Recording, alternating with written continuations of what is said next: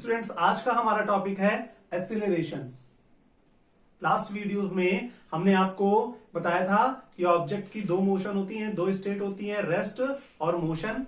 Motion में अगर object motion में है तो वो डिस्टेंस कवर करती है, डिस्टेंस से डिस्प्लेसमेंट आता है, डिस्प्लेसमेंट जब डिस्टेंस कवर करती है तो पोजीशन में चेंजमेंट होता है जिससे डिस्प्लेसमेंट होता है, और डिस्प्लेसमेंट में चेंजमेंट से वेलोसिटी आती है, और वेलोसिटी में चेंजमेंट होता है तब क्या होता है।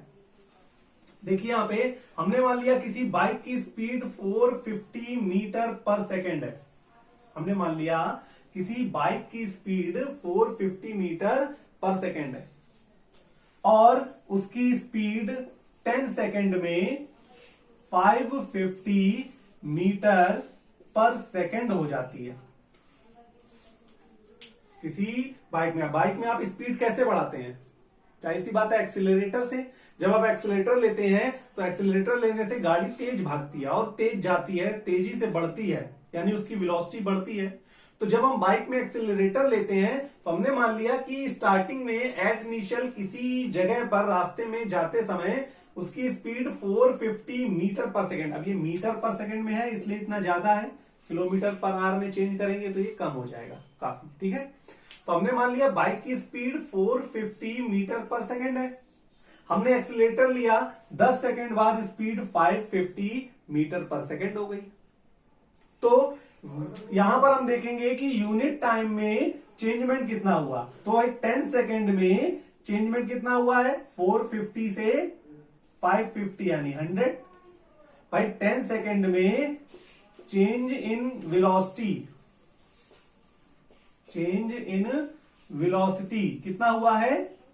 100 मीटर पर सेकेंड। तो एक सेकेंड में कितना चेंजमेंट होगा? 100 बाई 10 यानी 10 मीटर पर सेकेंड चेंज इन वेलोसिटी। तो बाइक जो है एक सेकेंड में अपनी वेलोसिटी 10 मीटर पर सेकेंड चेंज कर रही है, इंक्रीज कर रही है, और जब ब्रेक लगाएंगे तो यही वेलोसिटी डिक्रीज होती है। तो यहां पर वेलोसिटी में इंक्रीजमेंट जो हो रहा है यूनिट टाइम में, इसे ही हम क्या बोलते हैं? एक्सीलरेशन। इसे ही हम क्या बोलते हैं? एक्सीलरेशन। किसी भी मूविंग ऑब्जेक्ट में यूनिट टाइम में जितनी वेलोसिटी में चेंजमेंट होता है, वेलोसिटी में जितना भी चेंजमेंट होता है यूनिट टाइम में, उसे ही हम क्या बोलते हैं? उस ऑब्जेक्ट, मूविंग ऑब्जेक्ट का एक्सीलरेशन। यानी ऑब्जेक्ट की वेलोसिटी इस रेट से चेंज हो रही है।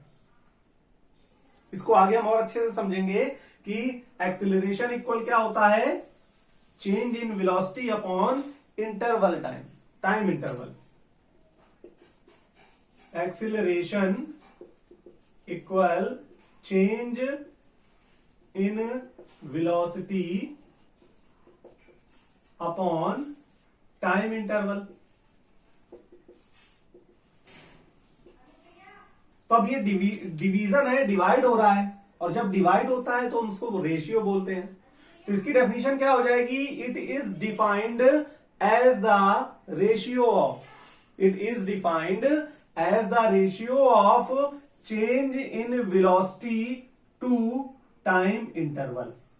The acceleration is defined as the ratio of change in velocity to time interval. अब एक्सीलरेशन को हम स्मॉल a से रिप्रेजेंट करते हैं, ओके।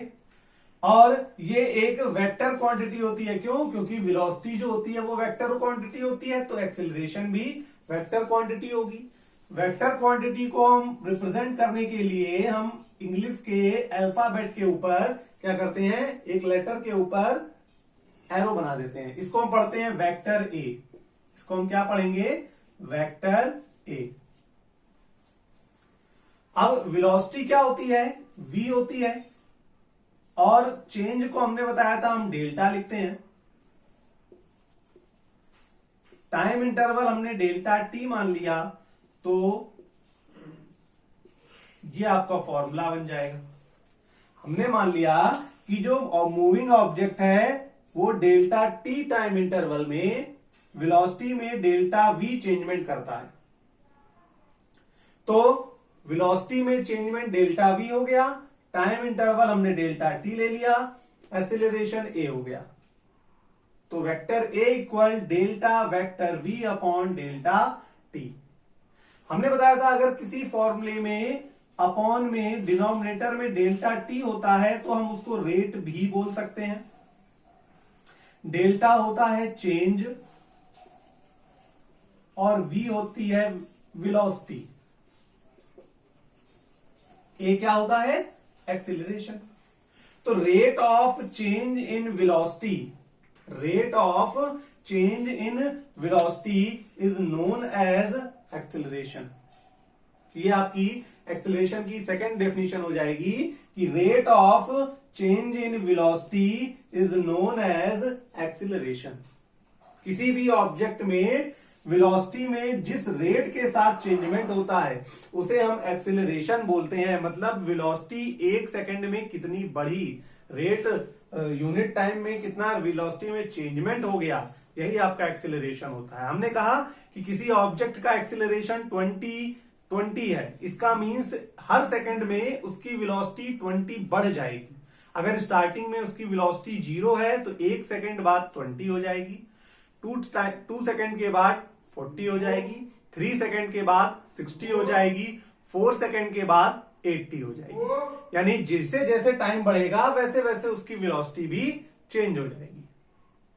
अब यहां से हम मान लें कि delta t is equal to 1 second, यानी इसको हम यूनिट मान लें, unit time interval.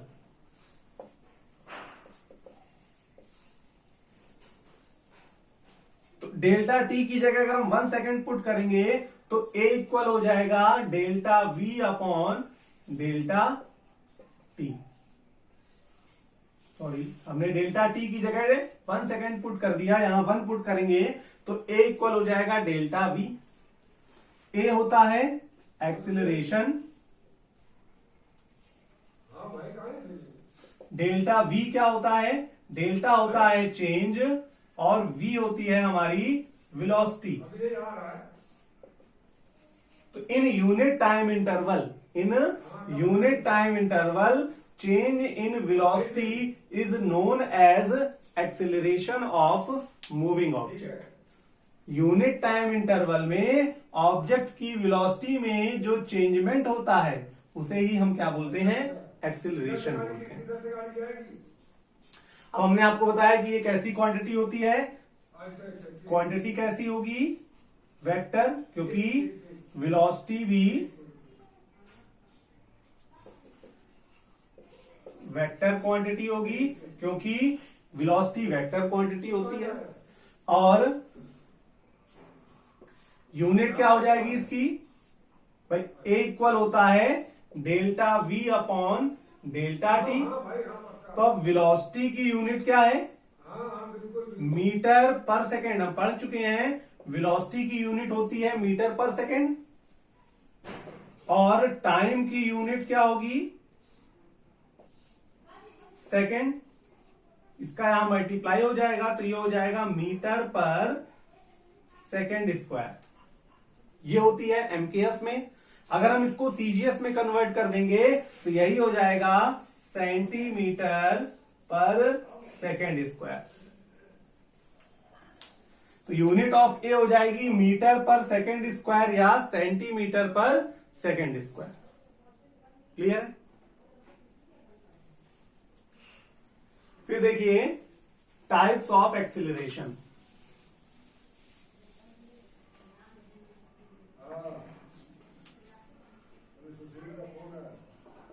Types of acceleration, types of acceleration क्या होंगे, जैसे वेलोसिटी और स्पीड के 4 टाइप्स होते हैं, उसी तरह एक्सीलरेशन के भी 4 टाइप्स होंगे। फर्स्ट हो जाएगा यूनिफॉर्म एक्सीलरेशन, सेकंड हो जाएगा आपका नॉन यूनिफॉर्म एक्सीलरेशन, थर्ड हो जाएगा एवरेज एक्सीलरेशन,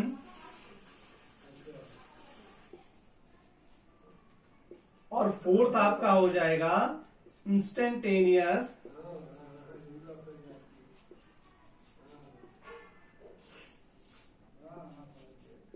एक्सेलरेशन। तो एक्सेलरेशन इक्वल क्या होता है? चेंज इन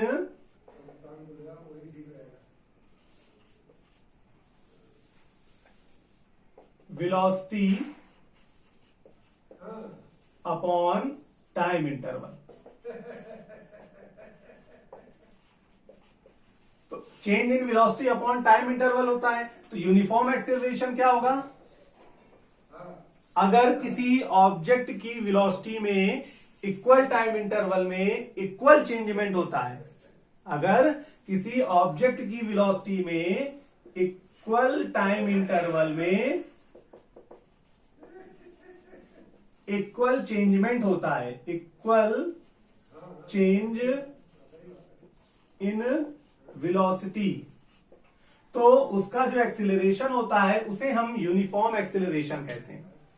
अगर किसी मूविंग ऑब्जेक्ट की वेलोसिटी में चेंजमेंट इक्वल टाइम इंटरवल में इक्वल हो, यानी बराबर टाइम इंटरवल में बराबर चेंजमेंट हो, तो उसे हम यूनिफॉर्म एक्सीलरेशन कहते हैं।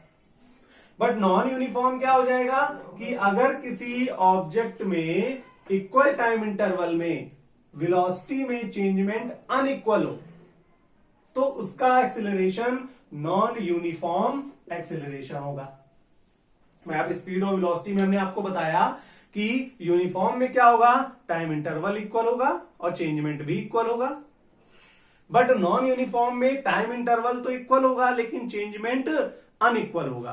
वेलोसिटी होगी तो डिस्प्लेसमेंट में चेंज, एक्सेलरेशन होगा तो वेलोसिटी में change.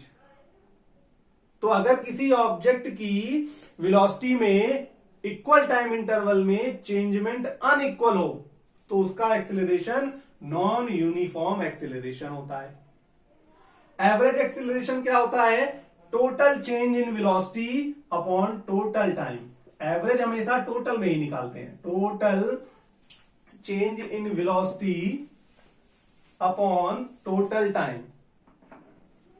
Total change in velocity upon total time. ठीक है, तो अब ये क्या होता है? डिवीजन है, रेशियो दिया है, तो इसकी डेफिनेशन क्या होगी? It is defined as the ratio of total change in velocity upon total time interval. भाई आपको जो भी डेफिनेशन होती है उसमें टोटल लगाना है। भाई तो एवरेज स्पीड निकालते थे तो total distance upon total time, average velocity निकालते थे तो total change in displacement upon total time. उसी तरह average acceleration total change in velocity upon total time. तो it is defined as the ratio of total change in velocity upon total time. और instantaneous acceleration क्या होता है? Instantaneous acceleration होता है when time interval is very small. जब time interval बहुत ही स्मॉल हो, then at a particular time, किसी पर्टिकुलर टाइम पर ऑब्जेक्ट के एक्सीलरेशन को इंस्टेंटेनियस एक्सीलरेशन कहते हैं। जब टाइम इंटरवल बहुत ही स्मॉल हो, बहुत ही छोटा हो, तो किसी भी पर्टिकुलर टाइम पर एक्सीलरेशन को हम इंस्टेंटेनियस एक्सीलरेशन कहते हैं। पर टाइप्स ऑफ एक्सीलरेशन को अच्छे से समझने के लिए आप लास्ट वीडियो देखें तो आपको बहुत अच्छे से समझ में आ जाएगा, जिसमें हमने टाइप्स ऑफ स्पीड और वेलोसिटी को एक्सप्लेन किया था, जिसके बेसिस पर आप इसके टाइप्स को भी और अच्छे से समझ जाएंगे।